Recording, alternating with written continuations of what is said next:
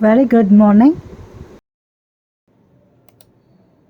எறும்பும் வெட்டுக்கிளியும். ஒரு வெயில் நிறைந்த நாளில் ஒரு எறும்பு குடும்பம் இதமான வெயிலில் சுறுசுறுப்பாக இயங்கிக் கொண்டிருந்தது. சில எறும்புகள் தானியங்களை தூக்கிக் கொண்டு சென்றன. மற்றவை அவற்றை வெயிலில் காய வைத்துக் கொண்டிருந்தன. அந்த பசுமையான வயல்களுக்கு அருகில் ஒரு வெட்டுக்கிளியும் வசித்து வந்தது. எப்போதும் மகிழ்ச்சியாக இருக்கும் அந்த வெட்டுக்கிளி தனது நேரத்தை தோட்டத்தில் பாடுவதிலும் ஆடுவதிலுமே கழித்தது.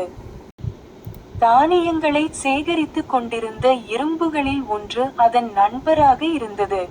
கோடை காலத்தின் உச்சத்தில் கூட அந்த எறும்பு வயல்களில் இருந்து உணவு தானியங்களை தனது முதுகில் சுமந்து வந்து அவற்றை தனது வீட்டில் பத்திரமாக சேமித்து வைத்தது.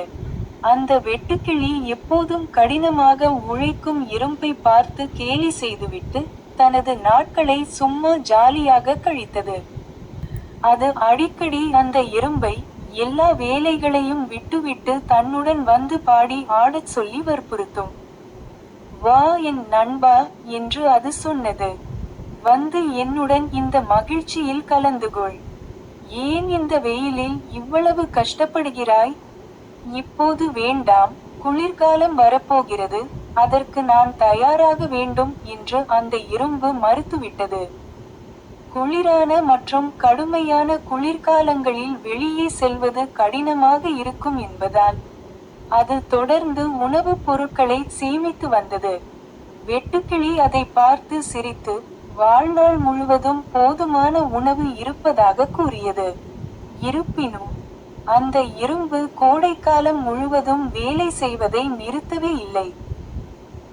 ஒரு நாள் அது வெட்டுக்கிளியிடம் சென்று குளிர்காலத்திற்காக உணவு சேமிக்க தொடங்குமாறு அறிவுறுத்தியது. வெட்டுக்கிளி சிரித்துக்கொண்டே, இப்போது நிறைய நேரம் இருக்கிறது, எல்லாம் நன்றாக இருக்கிறது என்று சொன்னது. விரைவில் பருவங்கள் மாறின. குளிர்காலம் உறைபனி வெப்பநிலையை கொண்டு வந்தது. அப்போது வெட்டுக்கிளிக்கு தன்னிடம் உணவு இல்லை என்பதை உணர்ந்தது. அது உணவை தேடிச் சுற்றி பார்த்தது. ஆனால் குளிர் அதிகமாக இருந்ததால் அதனால் நகரக்கூட முடியவில்லை. எல்லாம் பனியால் மூடப்பட்டிருந்தது. திடீரென்று அதற்கு தனது நல்ல நண்பனான எறும்பின் நினைவு வந்தது. அது வேகமாக எறும்பின் வீட்டிற்கு ஓடிச் சென்று கதவை தட்டியது. அன்புள்ள நண்பனே, தயவு செய்து என்னை உள்ளே விடு, நான் குளிராகவும் பலவீனமாகவும் பசியாகவும் இருக்கிறேன். எறும்பு கதவை திறந்தது, ஆனால் அதை உள்ளே விடவில்லை.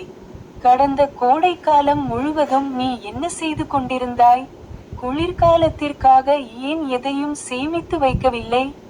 வெட்டுக்கிளியிடம் பதில் இல்லை. அது தன்னிடம் கொஞ்சம் உணவு தருமாறு எறும்பிடம் கெஞ்சியது, ஆனால் எறும்பு அதற்கு உதவவில்லை. வெட்டுக்கிளி குளிர்காலம் முழுவதும் பசியுடன் இருந்தது.